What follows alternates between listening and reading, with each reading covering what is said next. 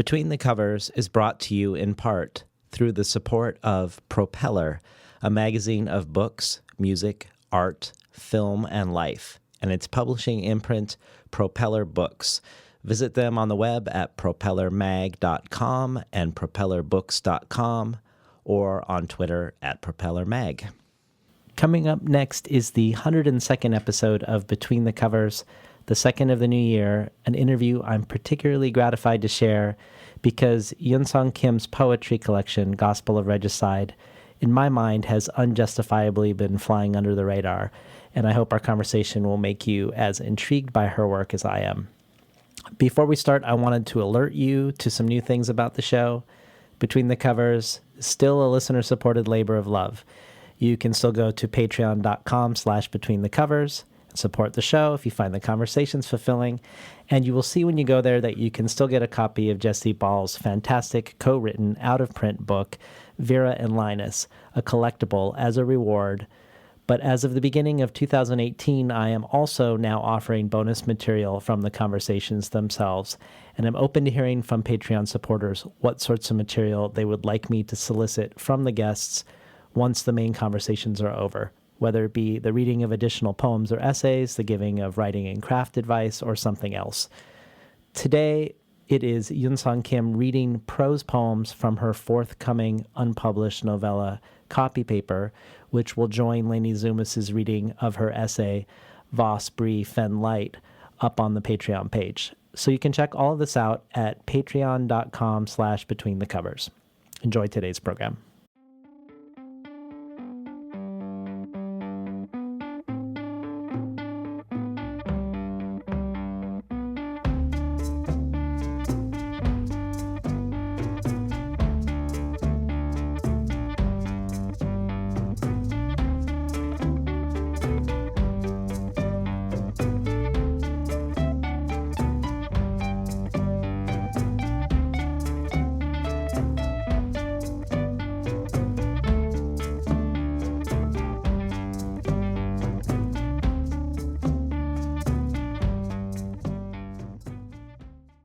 Good morning and welcome to Between the Covers. I'm David Naiman, your host.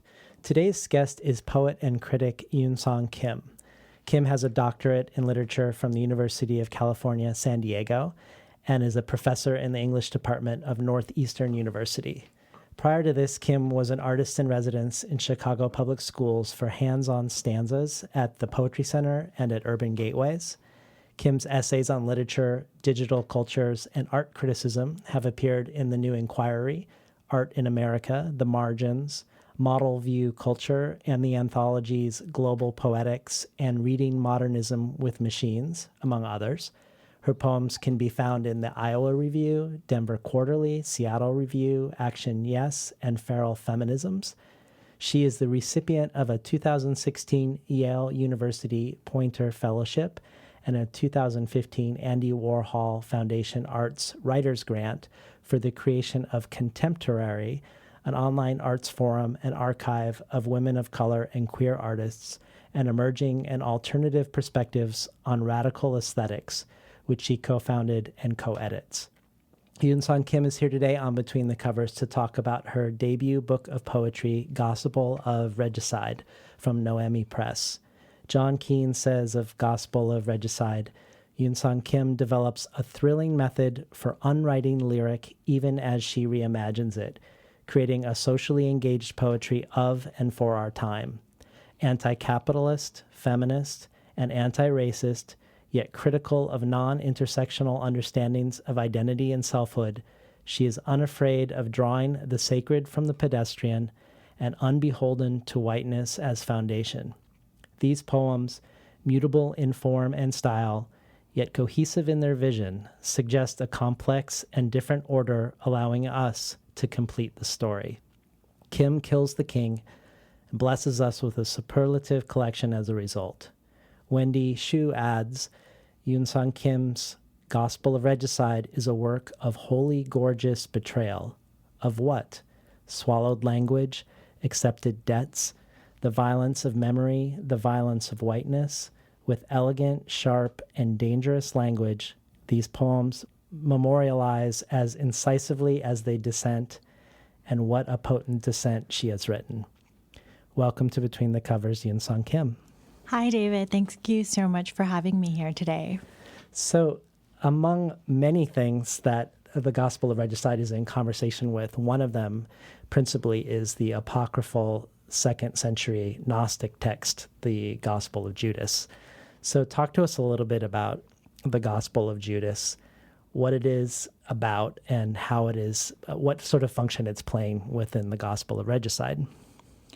Yes, thank you for that question. So when I first found the Gospel of Judas, as a literature person, as someone who's really interested in literary analysis and narrative analysis, I thought it was so incredibly fascinating that there was an entire kind of cult and school of thought that had imagined Judas as a central figure,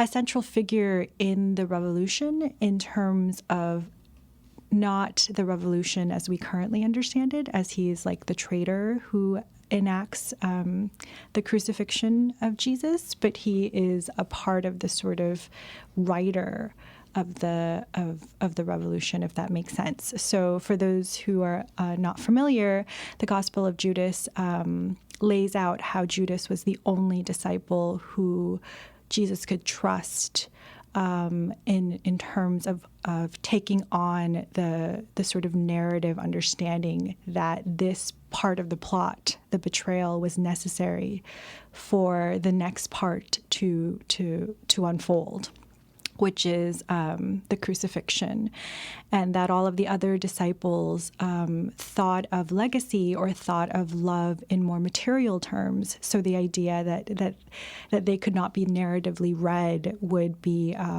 cumbersome to them, or that they could not understand it. So for those who have read the text, it sort of says things like the other disciples really still kind of don't understand, that they have these other sort of understandings of materials as related to God, and the only one who really understands is Judas. When I first sort of read this, I found this to be incredibly powerful, because this is essentially a literary analysis of the Judas figure as a kind of device that we could reimagine for various different political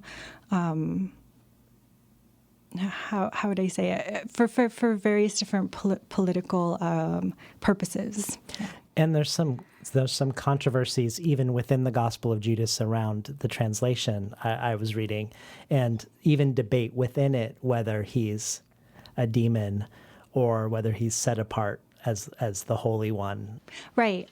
So obviously the scroll or the text, when it was found, as most of the texts are found, was in fragments. So how one decides to translate the fragments and how one decides to translate the fragments will affect the reading of the text.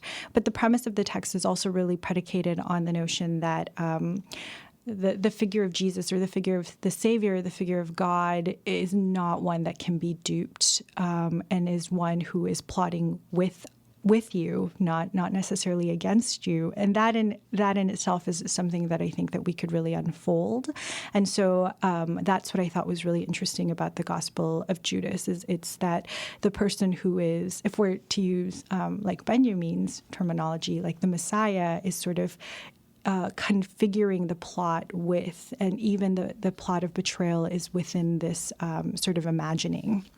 So thinking of this idea that killing the king may not be a betrayal at all, but maybe the holiest of acts, even as no one else will see it as such.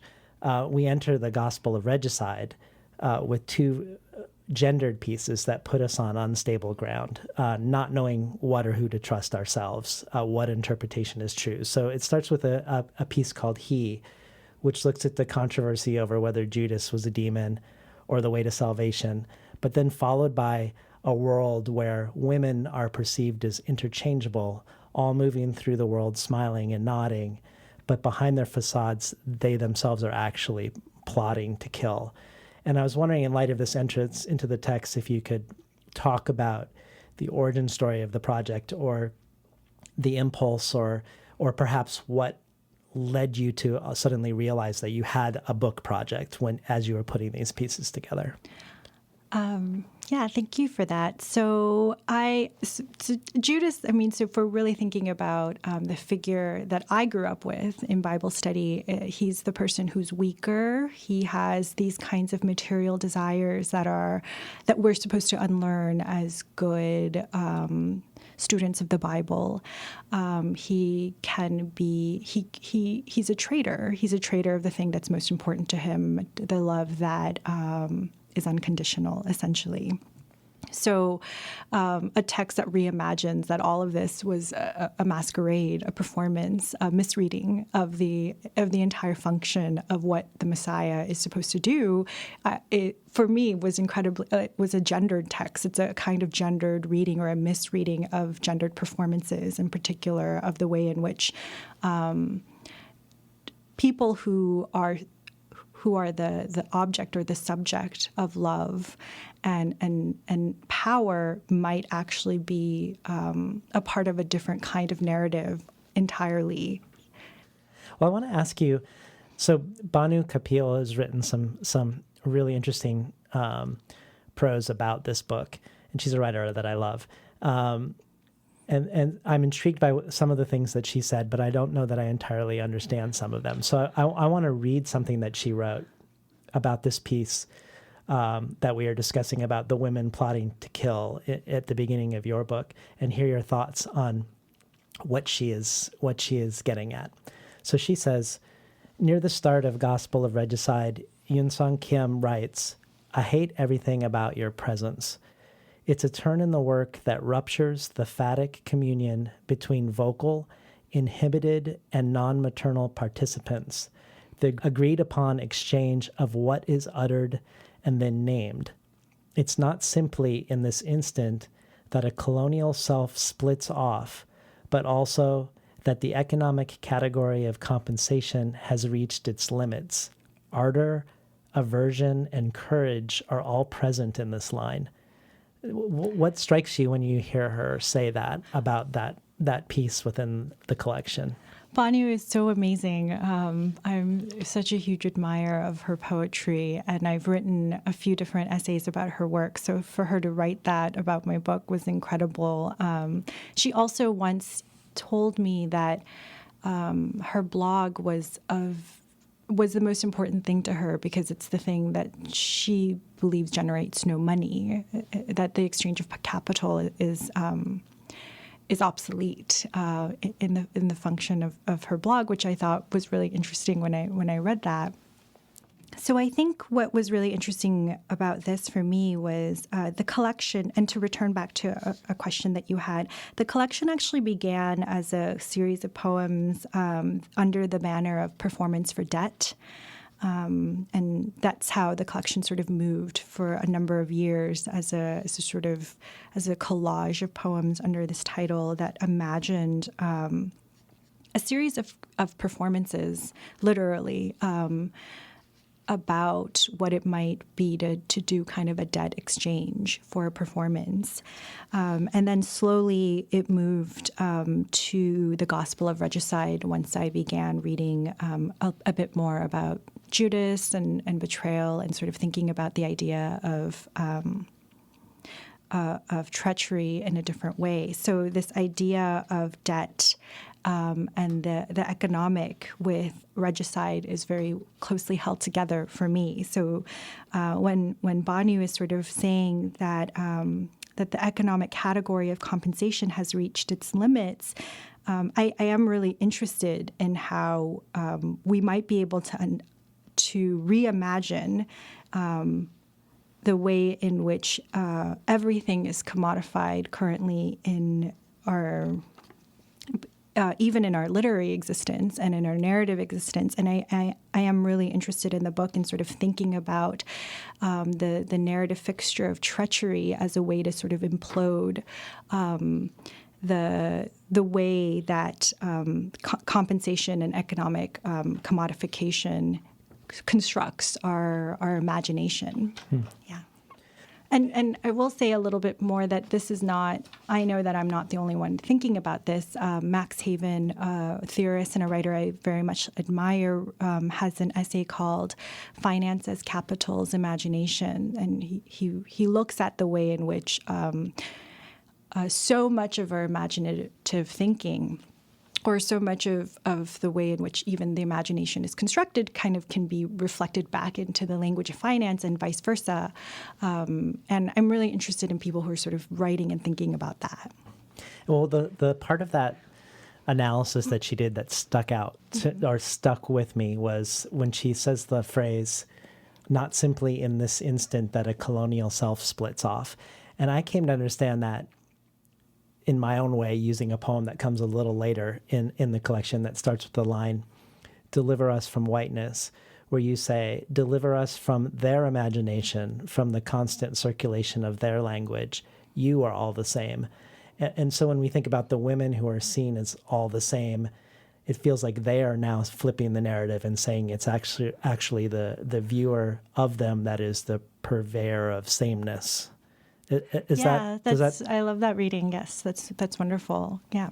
That made me think of a couple things also. It reminded me of a tweet that you made about the New York Times review of North Korean literature that said, imagine a world where the imperial power discusses the casual genocide of your people and their translators decide what is and is not your literature. And you also, I think on that same day, were looking at the way Google Translate functions. Can you talk a little bit about that in relationship to sameness? Because there's something actually within the mechanics of Google Translate that is producing a certain sameness. Right. From my understanding, the way that Google Translate works is that English is it pivots to English. So English is the pivot language. So if one wanted to translate something from Spanish to Korean, say, it would go from Spanish to English and then English to Korean. So part of the kind of the mess, for lack of a better word, of Google Translate is that English is its central beacon, and everything must go through English in order for it to go through anything else, which is not new. I did when I started reading about this, I read that the UN actually uses this practice as well for quote unquote efficiency, because say there aren't so many speakers of Korean to Spanish in the imagination of UN policy, and this is what I'm really actually interested in is. Whenever someone says something is most efficient, or that this is the form, or this is the technology, I'm really interested in the imagination that imagined the form and the technology. Because is it really true that there aren't that many translators from X to X, or is it that the conditions and the technologies make it so that everyone is translating to English, and that English then becomes it's almost like the power is normalizing itself. It makes me think of Don Miche's Hardly War. Mm-hmm. There's a page where there's a photo of a woman and a child in front of a tank, and then several lines of Korean, and then in English over and over again, I refuse to translate, I refuse to translate, I refuse to translate. Yeah. I love Don Mi's work, and I'm really grateful in particular for that the Hardly War, but the Morning News is Exciting, which I was able to hear her read when I was at UCSD. And I mentioned in the book that it's a reading that really transformed my life. But the refusal to translate is really important, and translation, I think, is. I'm currently working on an essay on the politics of translation, so it's very much on my mind. But just to share with you, and I think it has something to do with my book, on Christmas I was in Jinju with my brother. We were meeting the poet that we have currently been translating, and so Jinju is sort of the central symbol of Jinju is this is the figure Nonge. Is her name. And the reason that she's a central figure is that during the 16th century, she killed one of the Japanese invaders.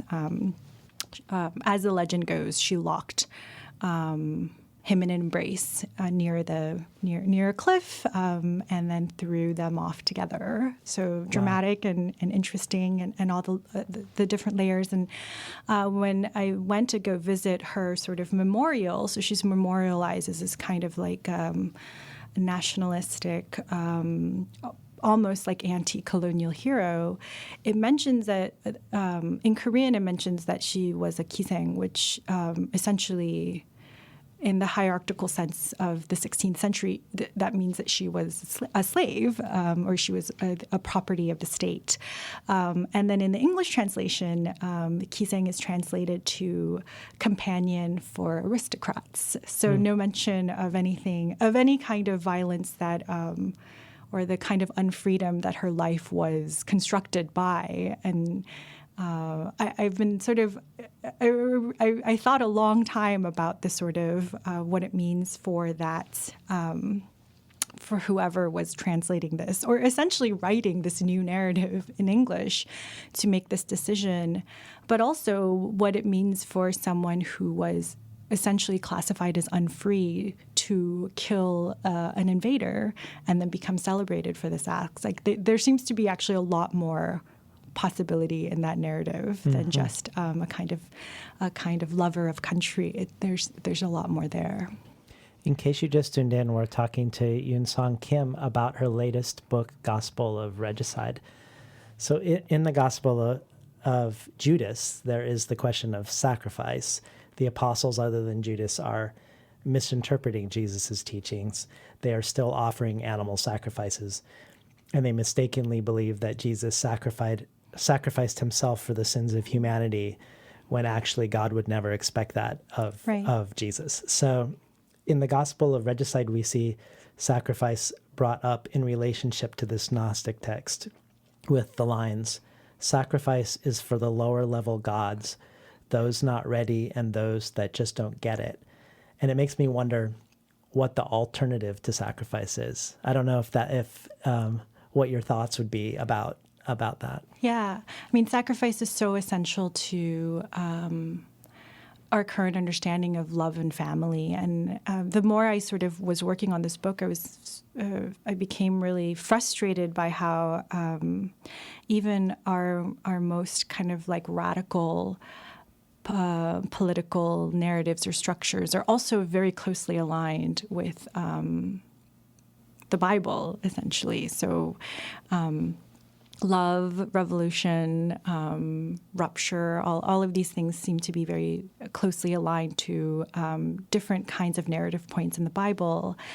And I wanted to sort of think about how we might weaponize that instead of just kind of learning it and consuming it. What would it mean to weaponize the facets that are so readily available and kind of consumed as, right? So like the figure, the notion of sacrifice as the greatest kind of love, like the thing that one could really do, which is what the narrative is for Jesus, right? This is the biggest thing that you could do. What might it mean to instead reimagine love or reimagine revolution that is not predicated on a kind of fundamental violence of, how might I say this? A fundamental violence that is rooted in change.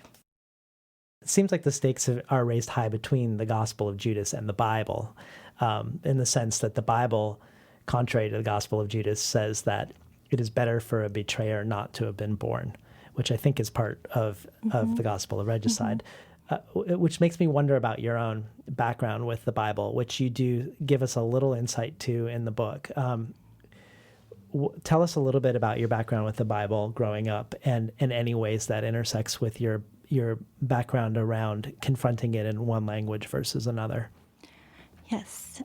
So I think this actually leads really well to your question on sacrifice, and I will try. And this question that you just posed will hopefully make some of my ideas a bit more concrete. So I grew up in a really, my parents are both very religious, so I grew up knowing the Bible very well, or that was a part of my sort of upbringing. It was to sort of know the Bible, and everyone around me knew the Bible very well. But once I decided that it was not the text for me, what was most surprising was that what was inside of the Bible was still everywhere else. So if we're coming back to sacrifice, I mean, the notion that you work really long, hard hours for, something, for this paycheck, for this thing that you give to someone, and this is your understanding of love, and it's their understanding of love. It's all kind of rooted in this, to me, what seems like a very biblical and draconian notion of what is and is not love, essentially. So once I made the decision that I was no longer interested in the dogma of the church or religion as a kind of weekly activity, I was really kind of thrown to see how much of this existed everywhere else. I was hoping we could hear a couple poems now. Digital Threnody and the Gospel. Digital Threnody. A poem cannot solve tonight, however much I worship her. A poem does not solve, but I read another anyway. The title states it's about the apocalypse from yesterday. Each couplet his shoulders, an acquaintance with beauty towards his refrain, inner rhymes peering into steady oceans, his fear, his wants, his thoughts, not one cloaked metaphor, kindness, his hair, his lovers, his genes, him. The disaster rectified in the witnessing of his collarbones, his square, unbroken jaw, finished. I want to kill him. I close my eyes to invent the scenarios. I plead, poem, kill him. All of my dreams involve a murder, an eating of tongues. And yet the day's news of these exact events. The anathema is a poem I call my own, that could have been written by him. Amen. The Gospel. I've been wanting to write an epic on treachery, the love it requires, its militancy, its gendered formations, the women, the vengeful women, the women in love, the woman who hates. How when she appears, there are no questions. We just say, oh yes, her. Yeah, we know her. Take her away. I want to write an ode to her, and how becoming her is the only goal in a resurrected life. We've been listening to Eunsong Kim read from Gospel of Regicide.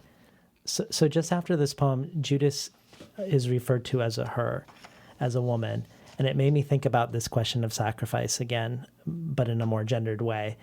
I was hoping you could talk about the Korean legend that you refer to in the book of the creature that disguises itself as a beautiful woman to lure boys in order to ultimately eat their livers or hearts.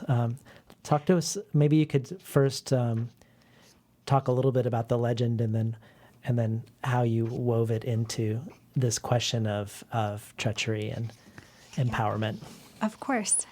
So the legend, the myth that David is referring to is Kumyo, which is a longer poem that ends the first section of the book. And in the legend, as the legend goes, Kumyo is a fox that I imagine as a wolf, or the poem imagines as a wolf. The mission is for Kumyo to collect the souls of 9 men. But in all the iterations of the text, the fox, she can only really collect 8. Something happens in 9. Some stories, some popular imaginings imagine that the fox falls in love with a ninth one, can't pull the trigger, can't really take the soul. Some imagine that just some other kind of catastrophe happens that leads the Kumyo themselves to make the decision to sacrifice their dreams, their desires for the life or for the life of the last man. So it's like basically one of those stories to really kind of teach you some kind of. I'm very cynical, so I think that these stories are almost always about. They're supposed to kind of treat you how to be, how to value your humanity in the most limited sense of the word human, or to show you once again that like love and sacrifice are interchangeable, and therefore. Let me ask you a question. I'm not sure if this is in my own research of the folklore, because I did look up some stuff about it, or whether it was from engaging with your work. But one of those places, I had learned that maybe they were being used to tell daughters to stay close to their mothers and to get married earlier than maybe that they'd want to, which made me wonder if was this also a story that was part of your family? Were you told these tales, and were they weaponized in a certain way to create a certain moral position in the world? Right. So I don't think the part about sort of daughters staying closer to their mothers, that's not really in the legend. I imagined it that it's a story that really teaches men to stay very suspicious of women and to stay very close to their mothers, right? Oh, okay. So if the very beautiful woman that you're in love with is really trying to collect your soul to become something else because she has a secret agenda, well, then it's good to remain suspicious of all women except your mother. It was my sort of interpretation of how it's what its sort of moralistic teaching was supposed to do, other than the fact that that sacrifice is really the way that the story ends there.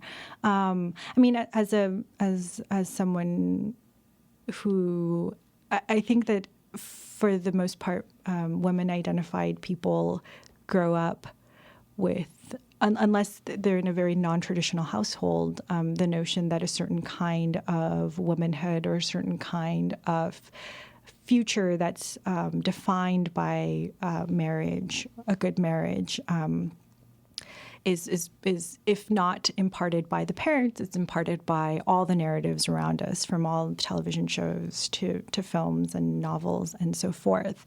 So I grew up with it, but in a variegated sense, as in it was everywhere. And I am really interested in that, in how that narrative. I'm really interested in how certain kinds of narratives continue to circulate, and the circulation is so redundant and at times, to me, almost boring. That so many movies and so many poems and so many novels can have exactly the same plot and moralism, and at the same time, it's seductive and desirable and pleasurable. Yeah. Yeah. And it brings us back to that idea of this production of sameness. Right, again. right, yeah. So there's a point in the book that I found really powerful where I feel like a lot of things come together for me. A sense of sacrifice, much like the smiling and nodding women at the beginning, happens on page 40, but it's not really sacrifice. It's more biding of time. Just like the women at the beginning who are biding their time. You have this sense that there's an explicit threat essentially in the book, but an implicit threat in the sense that they're acting a certain way. But behind it, they're plotting the revolution.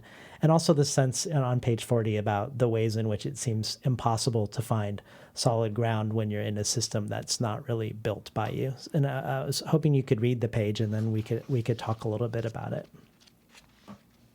I wrote something here but deleted it because I realized that it's just going to bring me more direct, personalized harassment. But this deletion will not be permanent. This deletion is temporary.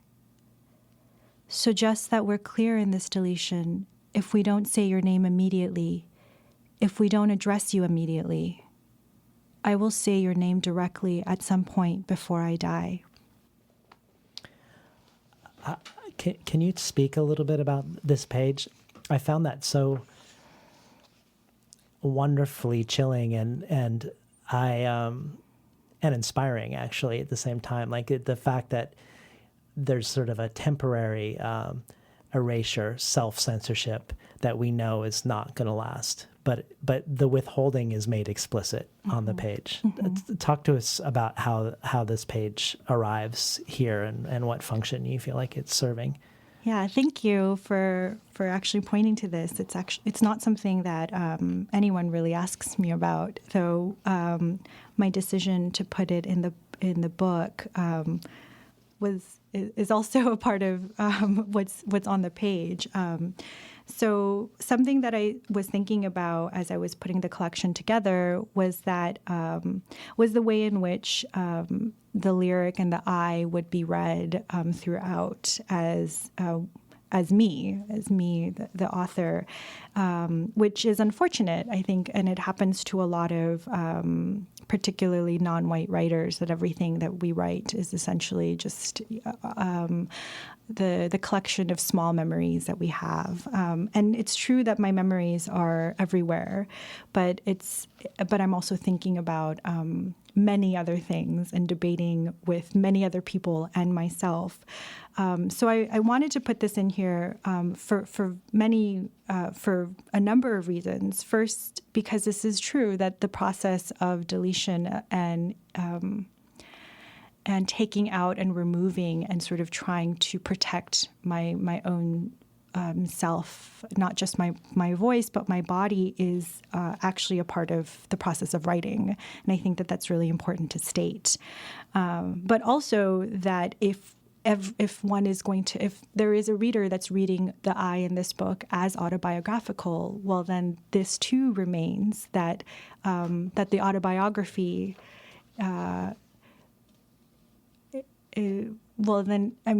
it can't just be taken at face value because of all of the deletion and all of the things that is to come, even within the personal. So, the something about the temporariness of the self-erasure reminded me of the accusations coming out right now in the Me Too sexual harassment movement, because the answer you often get to diminish the accusers is, well, if it's true, why did you wait so long to speak it? And it feels, I don't know if this is joining or engaging with that sentiment, but yeah.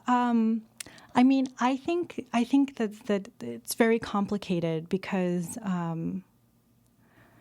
the way that someone decides to discuss the violence, not just in their lives, but the violence in the world is very complicated. And for there to be some kind of specific timeline as to how this should go about is the imagination of the judicial system that we know is fundamentally broken in not just the United States, but possibly all over the world. So this sort of "why didn't you speak up" is a kind of enforcement of this, of the system that says that that things happen in that kind of order, like crime is committed, a quote-unquote crime is committed, someone comes forward, and then justice prevails. And I think that at this point, it would be very dishonest to say that those are the three things that happen and in that order. So yes, I'm always sort of thinking about what is expected of that process, and what that process sort of has done to the way that we even listen to people when they speak about violence, when they decide to share, when they decide not to share. I mean, what is that? What does it mean for someone to decide never to share, but to say that they will? Right. Yeah. I love that right before this piece, there's a line, "The gods know that the only way to move the revolution forward is to have a man kiss you and take you to your enemies." I thought that was so great. Thank you. To return to the Banu Kapil quote for a minute, and also to you mentioned at the beginning how this originally was explicitly in the title about debt. She uses the phrase, "the economic category of compensation has reached its limits." And the issue of money, and more specifically of debt, is a recurring theme in your work. And it plays a crucial role in the traditional story of Judas, who takes money from the Jewish authorities and to betray Jesus. But how should one understand the issue of debt and financial and otherwise in the Gospel of Regicide? Thank you for that question. I've been really interested in debt for quite some time. I read David Graeber's anthropological study on debt, and he sort of begins the study. And I know that like Margaret Atwood has written about debt, like various figures have written about debt in different ways.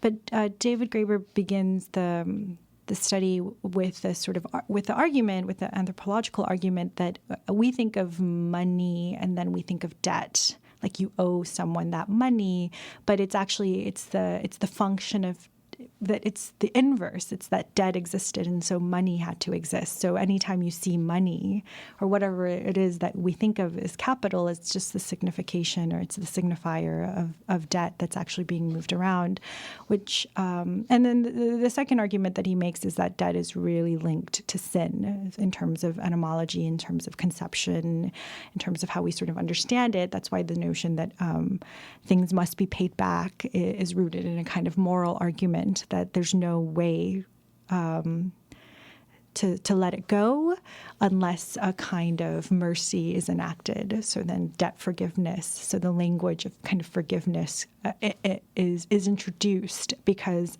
debt and sin are so closely linked. You actually explicitly reference the scholarship of Cheryl Harris and her work, Whiteness as Property. And I was hoping we could take this issue of debt and lean further into it with race.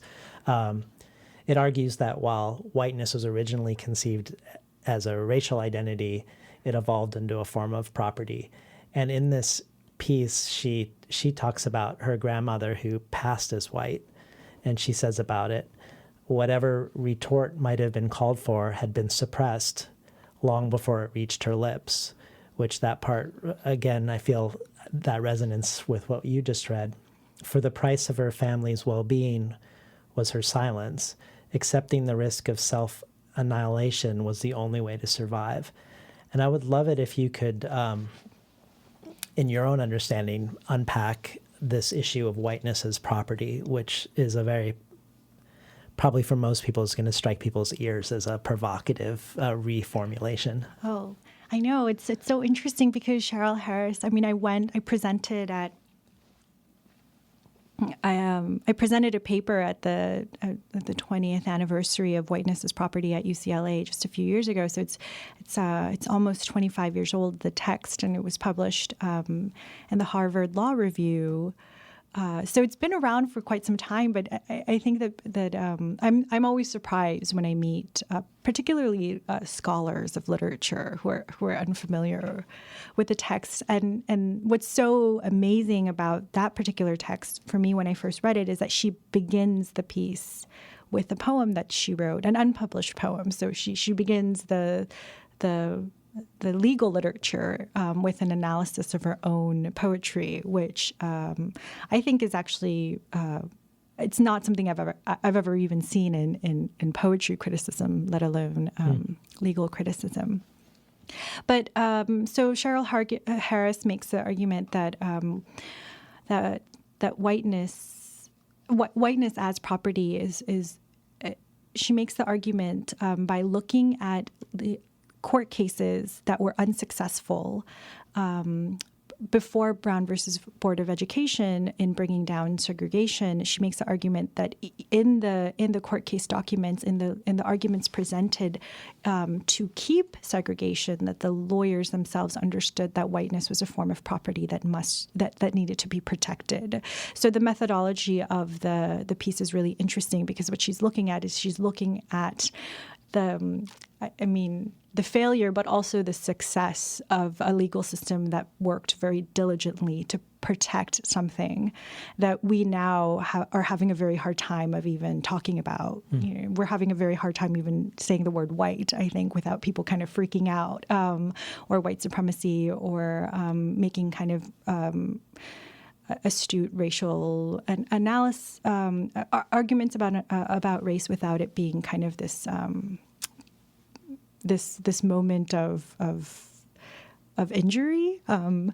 But Cheryl Harris kind of maps out how an entire judicial and legal system was set up with the understanding that it was protecting something as a kind of exclusionary force, and that was whiteness, and that our current understanding of property, even now, is predicated on whiteness. And she ends the piece by looking at affirmative action to make this argument.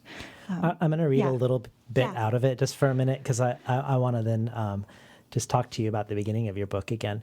So she continues about her grandmother who passes as white. My grandmother's story illustrates the valorization of whiteness as treasured property in a society structured on racial caste.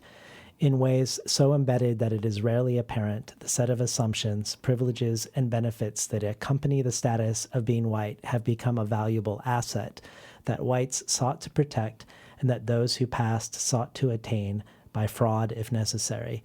And then she has this line, because the presumption of freedom arose from color, white, and the black color of the race raised the presumption of slavery, whiteness became a shield from slavery, a highly volatile and unstable form of property. And when I return to the very beginning of your book, after being exposed to Cheryl Harris's work, and I look at the second page, which has only 2 lines on it, that says, how simple and clean this love of money, how clean and direct the story of money, it reads entirely different. Like this, I feel like there's this really rich conversation happening, but so when I encounter the beginning of your book again, it's not the same book. Oh, thank you, David. That's really kind of you. And I love talking about this article or this piece by Cheryl Harris. So this part, I'm so interested in sort of talking about this more. I return to whiteness as property so much because, my entire dissertation was in conversation with it, but also because I think that it's a text that is absolutely significant and necessary in this current moment, and sort of talking about the rise of a kind of populist neo-Nazi rhetoric of whiteness as being a kind of a source of injury rather than property. So, and then I will also say that whiteness as property, I think, is really important to Asian American studies. And that's the other thing that this book was really trying to think about is while I was finishing the edits for this book, I was really struck by the discourse around the murder of Akai Gurley and the Asian American community sort of protesting the police officer that had killed Akai Gurley, if you're familiar, and sort of arguing that freedom is what white police officers receive rather than so there's a kind of notion that if one wants to attain property, then one must work towards whiteness, which is something that I feel very strongly that Asian American politics must engage with because it's already being engaged. Mm-hmm. Yeah. Would you be willing to read the part you wrote about your own grandmother and the acknowledgments? Sure. Oh, is this because of the Cheryl Harris connection? No, I was actually thinking about the question of debt. Mm-hmm. There is the grandmother connection. Yeah, absolutely. But you explicitly connect your acknowledgement towards your grandmother mm-hmm. to this question of debt in the book. Even though this isn't the acknowledgments, it felt like it was part of the book. Oh, that's great because I thought a long time about whether it should be at the beginning of the book or if it should be at the end of the book. And when it was at the beginning, this was almost, I felt like it functioned like a poem and I wasn't sure about that. So it's really nice to hear you say that it functions like a poem at the end of the book. Yeah. Okay. For my grandmother, a farmer who loved 3 different gamblers, a politician, a police officer, the state, who ruined her life, who lived her life paying off the debts of others At 7, her mother's, then her lover's. From then on till the rest of her life, any and every person she loved. For the conversations I overheard her having, the drought shrivels them up, the flood washes them away, the wild boars take them all, and the free trades, the IMF. She tells me over the phone she despises those who depend on books. They're dangerous and foolish. She sends a box of potatoes to every person she thinks could help my father. They accept and are never anywhere to be found. When the debt collectors come, when everything was taken and gone, when nothing but some letters remained, when no one wanted to live with her, and I was in Paris, she would call and describe new plans, a mandu stand, kimbap delivery service. Everyone she knew was too tired. They conserved their energies for church meetings, stall prayers. I plotted to move her to France. Maybe she could work as a cashier at the Monoprix.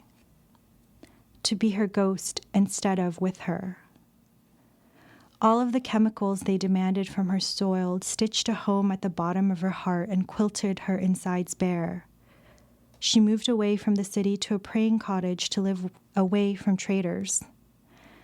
On the phone, she would tell me of new money-making plans, schemes of pure labor, pure body, pure exhaustion, nothing but her bones. We've been listening to Eunsong Kim read from Gospel of Regicide. You have this line in Pending Protest Guides where you say, identification without solidarity, solidarity as theft, is the history of how much organizing. And given you speaking today about this particular moment we're in, around the rise of white nationalism in a very overt way, this feels like a potential critique of a lot of potential organizing on the left. And I was wondering what inspired those lines for you. Yeah, I mean, so this is to return back to our discussion of Cheryl Harris and debt, and then my discussion of the Akai Gurley's murder. I mean, so I think that there's a kind of the discourse currently is that there needs to be something very explicitly that moves against the rise of fascism. And I think that a lot of people who agree would just agree that, yes, there needs to be pushback from the rise of fascism.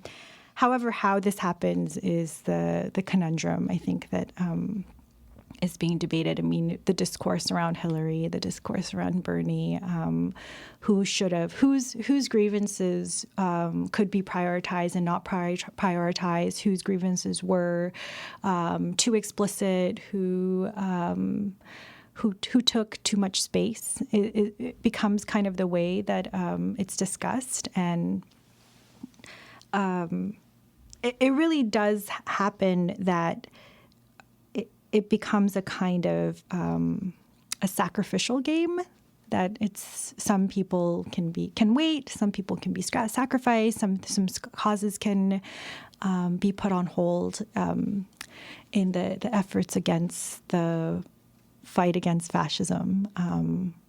But that is also the rhetoric that I think too many have heard for a very long time, that one's causes, one's efforts, one's grievances, one's the structural injustice that one's community is under is perpetually put on hold for the greater good argument. That makes me think of we always need to attend to the white working class. It's never talked about as the working class, including all of the working class. Yes. It's the white working class that we haven't listened to hard enough in order to solve getting the right president. Right.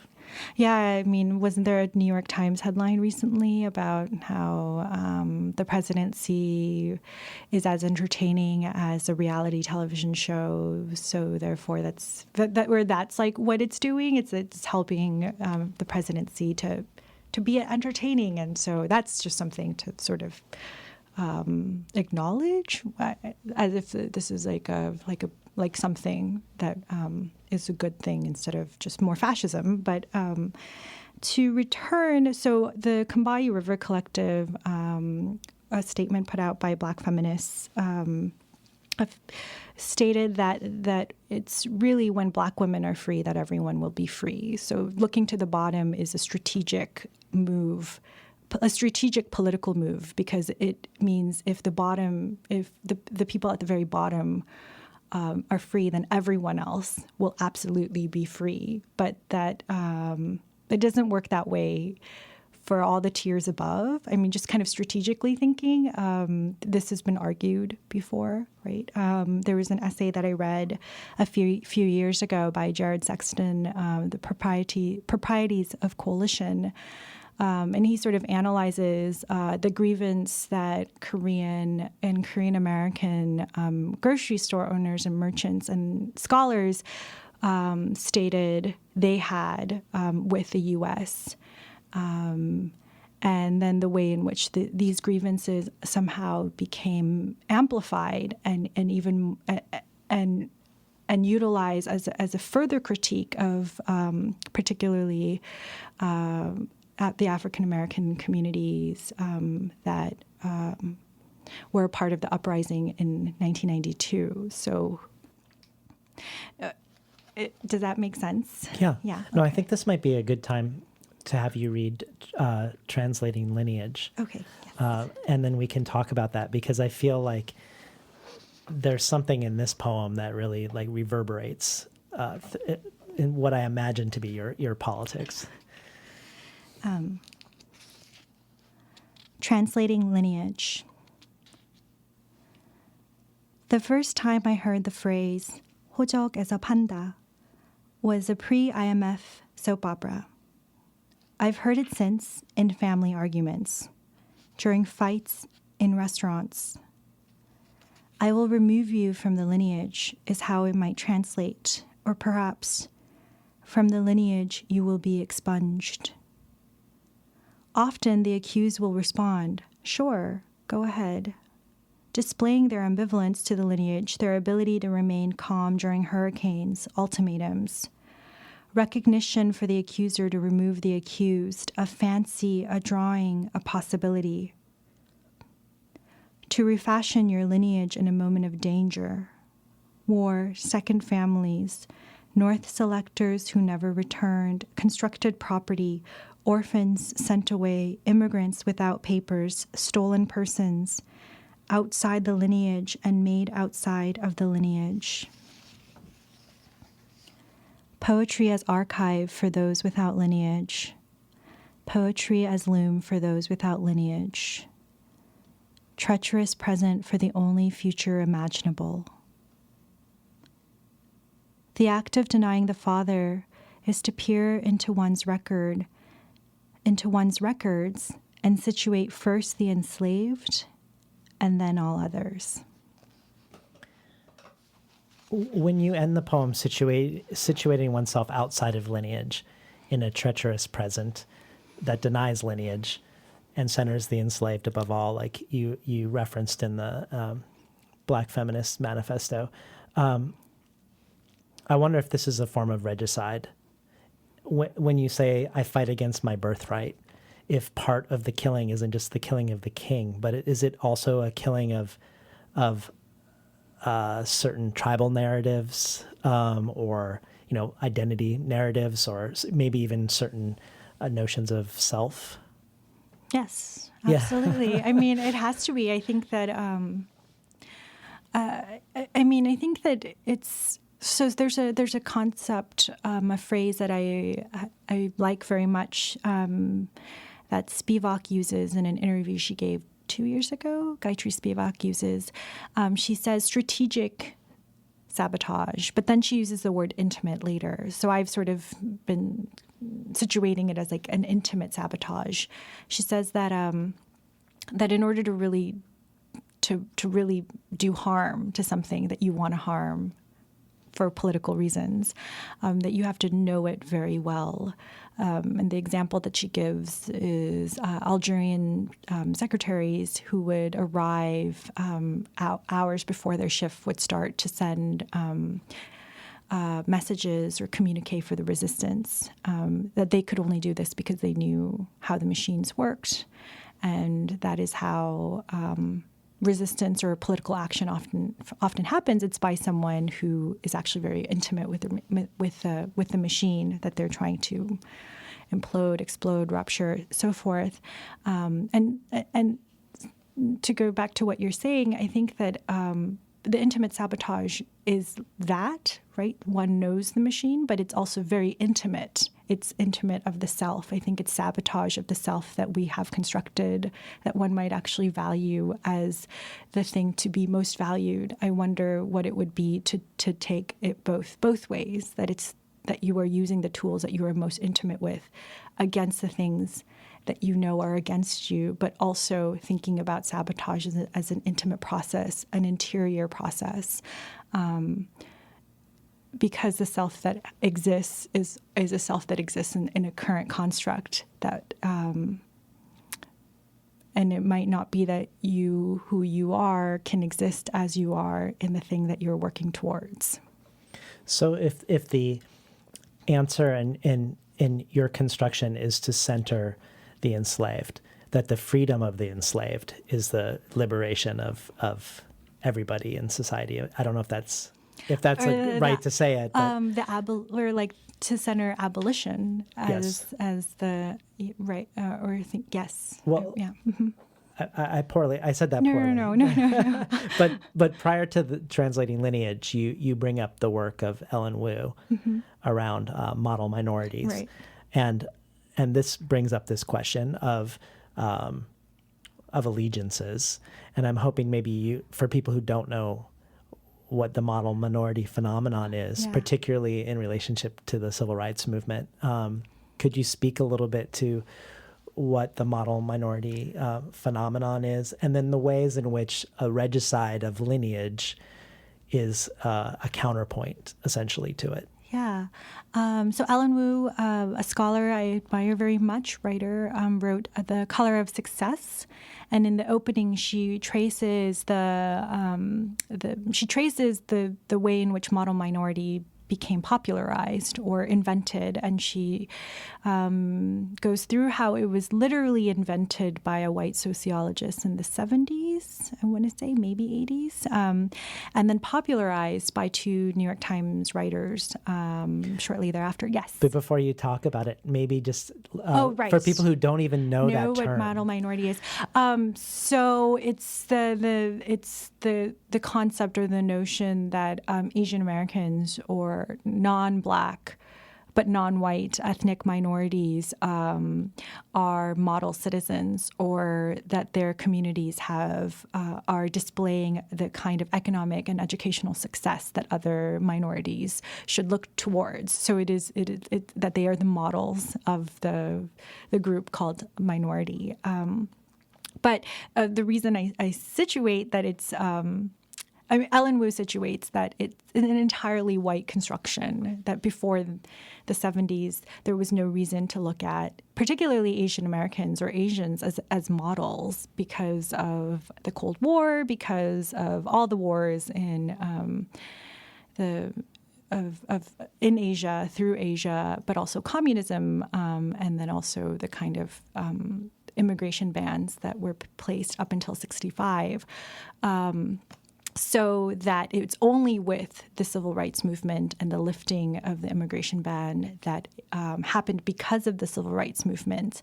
And this is something that a scholar like Lisa Lowe talks about, Asian American scholar, that immigration, the lifts on immigration, I just want to say this again because it's really important. The lifts on immigration, particularly from Asian countries, happened as a result of the civil rights movement. So it was, though Asian Americans were not involved en masse in the civil rights movement, there were figures, but it wasn't necessarily they were protesting against the immigration bans in place, that as a result of the legislation that happened through the civil rights movement, that a lot of the immigration bans were lifted. So the Immigrant Acts of 1965 were the direct results of the civil rights movement. So we're politically linked in many ways, even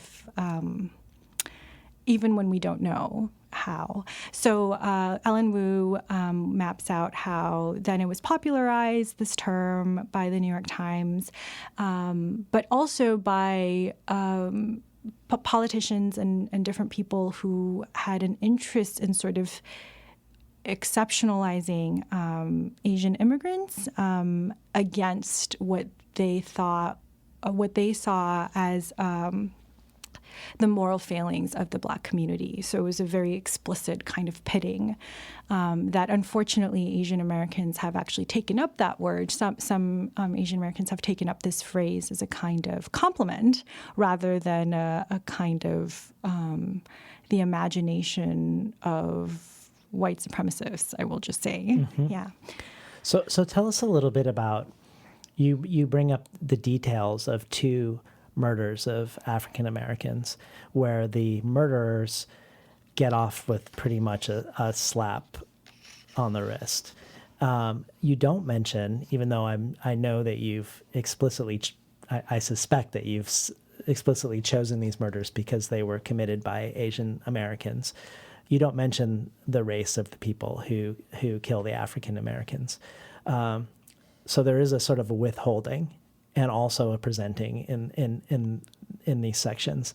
What are you doing with presenting it this way? And tell us a little bit about this. Yeah, I mean, I went back and forth quite a bit because I wasn't sure if I should also say the names of the murderers. I've read literature before that advocates against always saying the murderer's name, that as a society we actually tend to remember their names more so than the people who've passed or their victims. And I do think it's true that in the news when something happens, I end up remembering the name of the mass shooter instead of, I don't know any of the names actually of their victims or really anything else. I end up knowing very much about the murderer. And so I struggled with this section quite a bit because I wasn't really sure. And I'm not really sure. I think it's still a draft of something to come. But I wanted it to be really explicit that what is being remembered in this poem is the murder and the life of Latasha Harlins, Anna Kai Gurley, and the situation around them. And I wanted what to be remembered of the murders are the sentence that they received, and I wanted that to be the most explicit thing. Yeah, I mean, I spun out perhaps an entirely different narrative around the absence. Yeah, what was your? Well, because you don't give us the race of the perpetrators, and because they get very little punishment, I assume they're white. And so I wondered if part of the statement was a critique of Asian allyship with like white liberal racial categories. Absolutely. And the segments of the Asian community that have taken the model minority model to heart. Mm-hmm. No, that's not spinning out at all. I would say that would, right. I mean, because if you know, in both cases in 91 and in 2016, the jury in 91 did say that it was manslaughter and wanted the maximum sentence for manslaughter, which would have been 16 years, and the judge rejected it and reduced it to 5 years probation and community service. And pretty much the same thing happened in 2016. So at first the argument, I even heard that there were community, some Asian organizations in New York were stating that the fact that it went to trial at all is even a way to sort of understand racial injustice, which is just madness. I think that this is like fundamental to me. It's like it cannot be any more absurd to think of anti-Black violence or Black death as a kind of right, of the citizen that is who is imagined as a white liberal subject in particular. Yeah. Well, I couldn't help as I was reading essays on your art forum, Contemporary, also seeing different iterations of what I would call regicide. So I wanted to see if this felt like one to you. You have this article called Art Without Artists Against the Artist CEO that takes this question of money, debt, and capitalism, which you're also confronting in Gospel of Regicide, into the world of art making. But also feels like when you read Translating Lineage, and I'm thinking about sort of killing the king being centering the most oppressed rather than your own story. I wondered about the relationship to selfhood and regicide in this article as well. And at one point you say, art without artists centers on the labor, the objects, and the subjects of the making rather than the myth of its inventor. It deprioritizes the artist by situating the artist as a laborer. The goal is to eliminate the category of artists, deprioritize intellectualism, immaterial activity, invention as the most radical practice possible, and to prioritize art for survival. Can you elaborate on that a little bit for us? Yeah, it is true. I do think that I write drafts everywhere. I've been thinking about that a lot. It seems like I'm rewriting or writing drafts of things that are essentially the same thing. But Art Without Artists was written with Maya, who I have written other articles with. And it's something that we have been thinking a lot about. And I think that this thought is not in any way original. It's just a kind of reiteration of the ways in which just to go back, the prioritization of certain kinds of imagination or certain kinds of acts, and the deprioritization of the bodies and the life and the labor of others. So what you read, yes, I think that there's way too much emphasis on the branding of the artists who, for those who are familiar with a lot of contemporary installations or contemporary art, it's almost, it's basically quaint to bring up that the artist doesn't have to make anything anymore. That I read this really kind of like fantastic write-up of Maurizio Cattelan, who is a sculptor. He has made he made like the Pope falling down sculpture, for those who know art. I mean, he's kind of like a trickster, prankster, sculptor, contemporary artist. It's an interview he had where they were talking about a set of wax sculptures that he just commissioned the Museum of Wax people to make for him. And none of this was said in any kind of, with any kind of irony. I could not find an irony within the interview or within him. It was just kind of course, well, like I had the idea. And so I just like asked the Museum of Wax people to make it for me. And I think that this is really interesting,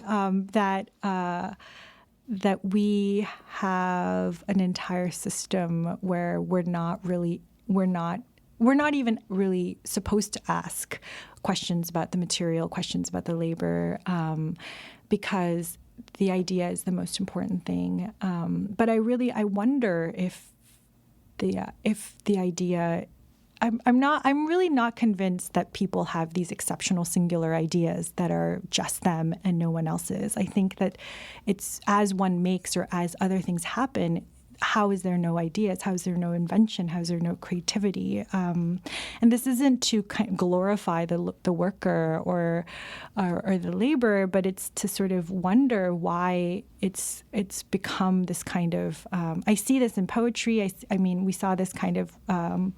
Within the conceptual poetry or self-identified conceptual poetry movement, that it really became this kind of, it was my idea to do this thing, to this thing that is my object. So I will, the transaction drives me nuts because it's so repetitive and so racialized. It's almost always a racialized dynamic where it's a white artist who believes that the material, the labor, the creativity, the ideas of someone else, the body is theirs for them to remix, and that this is some kind of original invention. But even when people aren't remixing, say they're just writing, it feels like you're critiquing this idea of newness and invention and individual genius larger than just the people who in the conceptual movement or who are remixing things. Absolutely. They were just an easy reference, I think. Yeah. Yeah. But I wondered if that was part of what you were nodding towards with the title of the forum, Contemporary, the contempt for the contemporary. Is it a contempt for the idea of newness and originality? I mean, is that part of where the contempt lies? Yeah. The way that it was imagined was that contemporary holds the word contempt within it, that for many who exist in this moment, that the moment does not exist without our contempt. But the critique of newness, I mean, it's interesting because I do feel very critical of this, of the valorization of newness and invention. But I also very much agree with people like Max Haven, who argues that that there is a suppression of the radical imagination, or a kind of imagination that wants to think of things differently. So, I mean, and I haven't really fully thought of this. Maybe you'll see this in drafts of things. But I do think that with all of the kind of repetition of certain kinds of narrative tropes, certain kinds of political allegiances, certain kinds of characters that arise, it can only, this repetition is at the behest of a fundamental suppression of something else. I don't really know. I mean, I see semblances of this something else in things that I read and in conversations that I have, but I think it's something else because we don't really have it fully yet because we have this other thing. Mm-hmm. Yeah. And you, in the Gospel of Regicide, you chronicle some micro and macro aggressions within the poetry world, I would say. And you also unpack some of these in Contemporary, the art forum as well. So things like the tokenization of non-white artists in the name of diversity, the question of whether art can be free of politics, and an examination of the notion of freedom itself. I was hoping you could talk to us about what you call art's white cube of freedom, of which you say, art's white cube of freedom depends on the myth that aesthetics are devoid of oppression. The white male critic's acknowledgement that it isn't would entail a responsibility to cede his freedom, which is why requests for him to do so often produce a wounded cry of protest. Freedom of speech, i.e. the freedom to express, is the aestheticization of the myth of freedom, because before we move on to the notion that art is for the free, we must account for the foundations of U.S. freedom. I love that. And it makes me think a little bit about when you brought up the conceptual poet debacles that have been happening in the last, 10 years, and the racialization of those. But can you talk more a little about this notion of freedom that you're troubling? Yes. So I spent some time, I'm just going to use this example because I think it's the most concrete one, and I feel like I've been a little bit abstract. I've been really interested in the racialization of innovation and whiteness as property, and it was Duchamp's 1917 fountain that actually really helped me think about the two things kind of together and to critically push everything that you just stated. So, in my art history classes, in art history, you sort of learn that there was like painting and like people did this laborious thing called sculpture and like everyone made things, except it turns out even that wasn't really true because there were painting houses even then where other people were doing little bits here and there, if not all of it. But anyway, the narrative goes that before we have this rupture of, quote unquote, radical movements like Dadaism, Surrealism, Duchamp, modernism, postmodernism, that you had all this kind of labor of the artist and the inventions of the artist. And then comes Duchamp, and takes a urinal and says it's a fountain. And this sort of is this like liberatory gesture where we're all, as artists and as viewers, we're all liberated from the act of labor and art, that we can all kind of conceptualize our surroundings, and that is an act of art, which in this kind of trajectory, I mean, there's something very seductive about that. It's also very liberal. That it's a kind of like a faux Buddhism that irritates me very much. Like everything around you is lovely. You just have to like appreciate it. Is kind of how I've come to think of that version of the story. But people take this very seriously. I mean, Duchamp was awarded the Turner Prize. I mean, art critics voted him. This piece is like the most important piece of modern art. And I did a lot of research in my dissertation looking at how even in this narrative, we don't situate that this whole thing happened in the United States. It happened in New York City. It happened with his patron, Walter Arnsberg. And it happened in Jim Crow America. It happened during a time where there were public sanitation laws. There were private and sort of widely known housing segregation, as there's currently housing segregation. In New York in particular, African Americans who did not own property could not vote.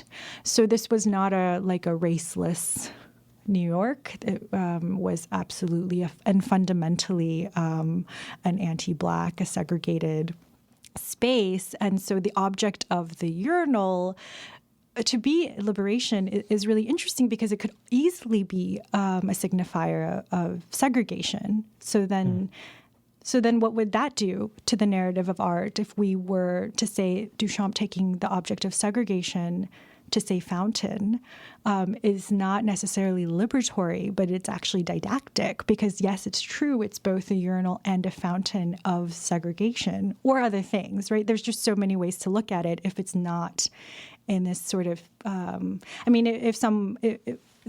in a lot of the art historical texts that I looked at, he's sort of, we're reminded that he's French. So we're sort of supposed to think of him in this kind of raceless Europe, which is, it's not true over there, but he's really not in Europe. He's in the U.S. And in the archival research that I did, he is not just in the U.S. This happens with his patron, as I mentioned, Walter Arnsberg, and they both have a vested interest in this gesture. They both have a vested interest, and they both are really committed to being right about this gesture. And I think that's actually really fascinating that it's a sponsored gesture. I think that that's not something that we actually talk about very much. We also don't talk about how when I was in the archives, part of what I've been writing is that that there was basically a 20-year relationship that formed so that Duchamp could be collected or canonized in a museum space. So in the letters you see, like Walter Arnsberg is writing to curators at the Met, at the Art Institute of Chicago, at the Walker Museum, and then Duchamp is sort of visiting these spaces to see where essentially his art pieces could reside. This is not an act of chance or operation. This is not, it's not the lightness that we think we're asked to think of when we think of these quote unquote gestures. It's fundamental financial planning. And I think that I don't want to, I think if we thought of institutional art spaces as fundamental financial planning, we might have we will have a very different conversation as to why certain things exist, why certain things don't, why certain things are called innovative. Who is vested in this, in the title of innovation? Why were patrons in New York, wealthy patrons who, Walter and Louise Arnsberg, they never worked a day in their lives. And I don't say this to say that we should all be working, but they came from both old and new forms of money. What was in their interest in sort of in making sure that this was the collection that we would remember, and it is the collection that we remember when it comes to Western modern art. So they succeeded in some ways. And I'm really invested and committed to making sure that when we're talking about the white cube and when we're talking about innovation and experimentalism or the museum space, that we have those conversations. This doesn't mean that the work disappears, that it's dismissed. It just means that we need to have a bigger conversation as to all of the players. Well, it's interesting when you think of the white cube of freedom and then ask the question, the freedom for what? But also when you think of Audre Lorde emphasizing interdependence and Toni Morrison, the function of freedom is to free someone else. Yeah. There's a sense of feeling like you're part of a fabric. It's. I mean, I wouldn't say you're not free, but it's a very different conception than this idea also of genius and it all came from me. Right. And your co-founder of Contemporary wrote a piece, "The Emotional is Theoretical," that argues that all aesthetic decisions are deeply political, and asks, is there an interest on the part of a producer of art to take into account, gauge, and trace the material effects of their production on the lives of those who experience it? Which I think is also interesting, because all of these things, the interdependence, that freedom is to free someone else, and to make art where you are thinking of and tracing the material effects of its effect on the other, they're all decentering acts. Right. And yet, and counter to the default notion of what art making is in the United States, at least. Right, because art is sort of, what the Jerry Saltz quote that we opened the Freedom to Oppress piece, it's like art is for those who want to be free. I think that people who are really, there's a deep romanticization of whatever this thing called art and freedom is, and very little materialization that happens in the discussion. I think that is very unfortunate, because there are many conversations to be had about both of the words and why both there seems to be a kind of vested interest in making sure we don't actually have the kind of materialist conversations we should be having about both the word art, expression, innovation, and freedom. Can you speak a little bit about the debacle that happened with the Poetry Foundation and the Asian American sampler, and your article that you wrote with Danmi Che about it? Yeah. The Poetry Foundation in 2014, was it, or 2013?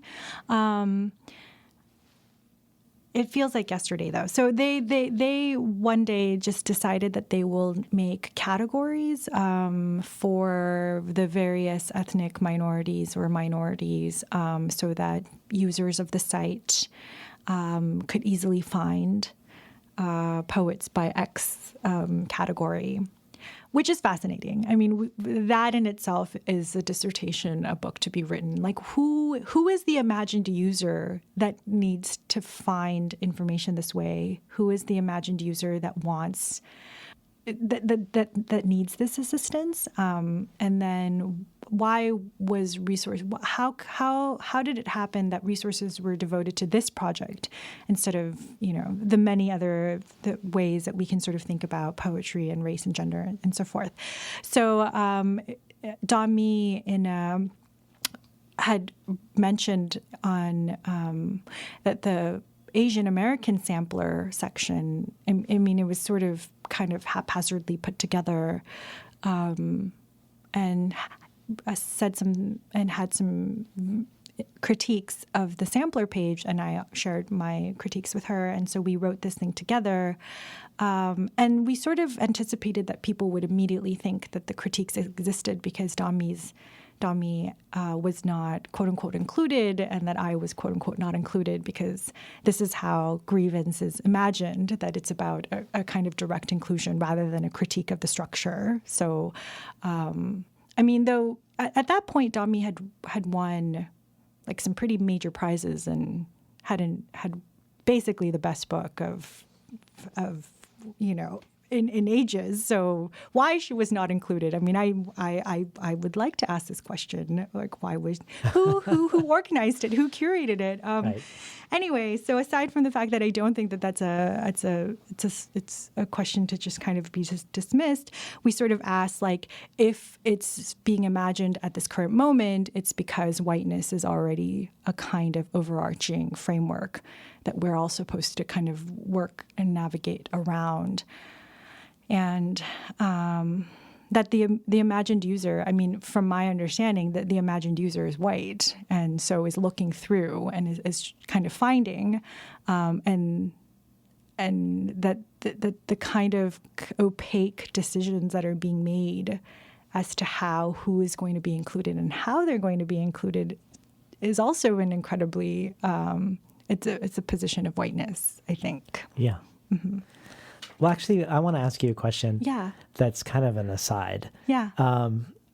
You mention in the Gospel of Regicide something called a clepsydra, which is also your Twitter handle. Oh, yeah. And I looked it up, and it's an ancient Greek water clock. Yeah. How did this become the title of a poem and your avatar, essentially, in social media? Yeah, I'm kind of obsessed with that word.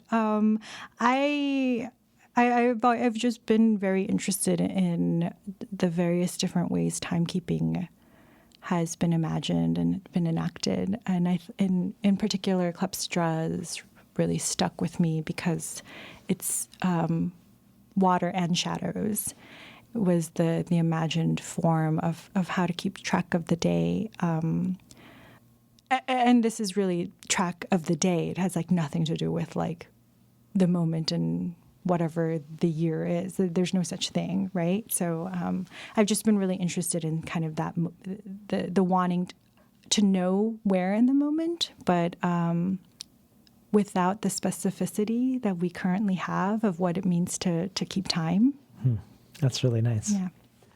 So when we look at all of these kings to be killed, mm-hmm. so kings within gender injustice and racial injustice in the art world and the world at large, I really love how the book ends with the line, "What we want is impossible, unrealistic, and non-negotiable."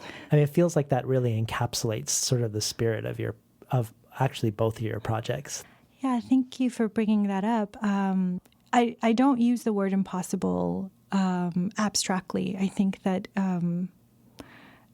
that impossible is the current condition. It seems like for many, and to not acknowledge that is would be. I mean, to not acknowledge that is beyond disingenuous. It's just. I think as someone who really is interested in politics, it's unfathomable actually to not acknowledge that impossibility is the current condition. That doesn't mean that there's something else. So I struggle with this because I really have been feeling like it's not just that last year where I woke up every day and wondered. It really does seem like the apocalypse is. It's not one day. It's just this kind of reoccurring force of the instability and the vulnerability that is supposed to be just our existence. But it was the years before that for so many, and it was the centuries before that for others. And so I think that that when we talk about what is the horizon, like all of that has to be really thought of, but that I will not give up the horizon, and I know I'm not the only one. That's really well put. Could we hear another poem? Yeah. I was hoping you would read Psalm on 112. Psalm. You don't have to study to have. Regardless of work, there is a home. Love is not a condition for safety. Survival is possible because survival is guaranteed. More is sequestered. Punishment is what was once enacted but can no longer be imagined, an enlarged footnote for memories. Love is not the condition for safety, but becomes a possibility. Amen. There's only 2 poems with amen, actually. And you've read both, I think.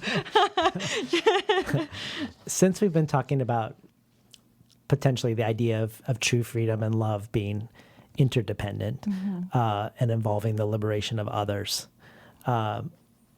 perhaps this would be a good time to any work or artists that you would particularly like to center now that is moving to you, that maybe you don't feel like is getting as much attention as you would like.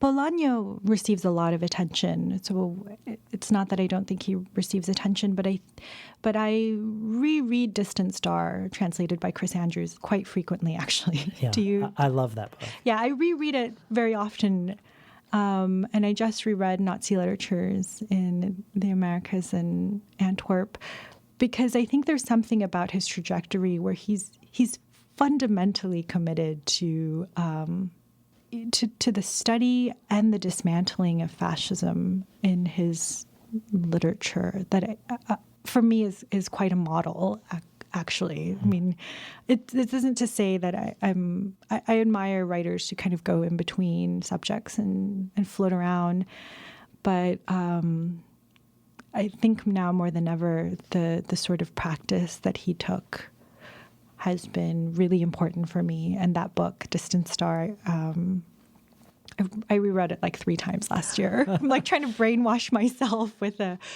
narrative and the observations made in that book. And then Have you read By Night in Chile too? Yes. Okay. Yeah. Yes. I'm someone who reads everything that the writer wrote. Sometimes it doesn't actually end up being a good thing.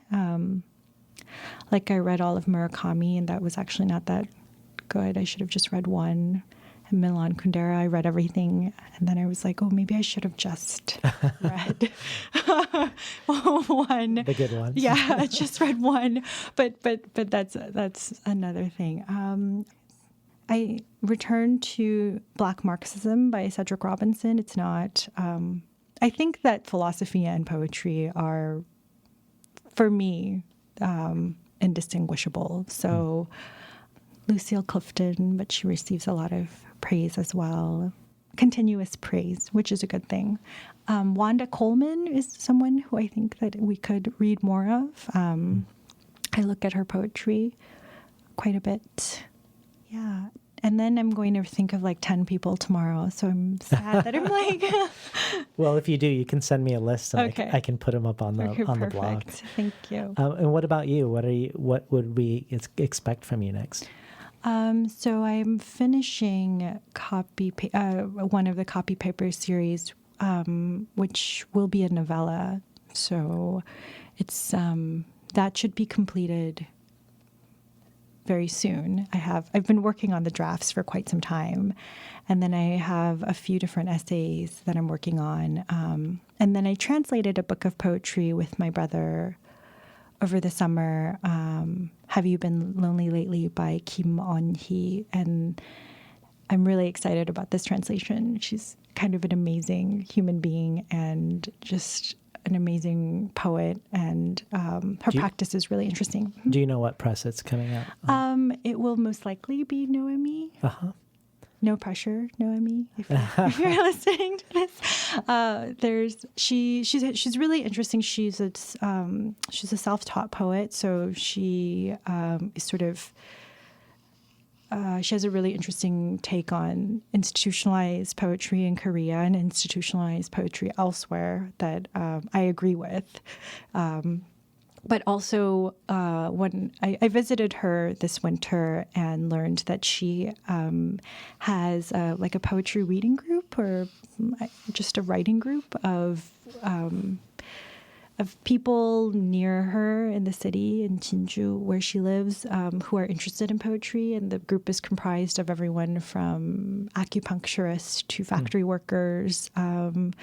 And they meet once a month and speak for 4 hours. And the way that she explained it to me, it seemed like the most utopic conception of a poetry classroom that they would all, So I was telling her that I would like to live near her for a year. That sounds great. Because, I can't just go to one meeting, it's different. But also this sort of non-institutional formations of poetic communities, I will forever be interested. Well, it's great having you on Between the Covers, Eunsong. Thank you so much for having me, David. We are talking today to Eunsong Kim, the author of Gospel of Regicide from Naomi Press and the founder and editor of Contemporary. You can just say contemporary, actually, because we always just say that the T can be silent. Really? Yeah. I want to be able to say it right. Oh no! I have actually just committed to saying contemporary. Well, yeah. But for people to find it online. Oh right. Contemporary. Yes. The online art forum. You've been listening to Between the Covers. I'm David Naiman, your host.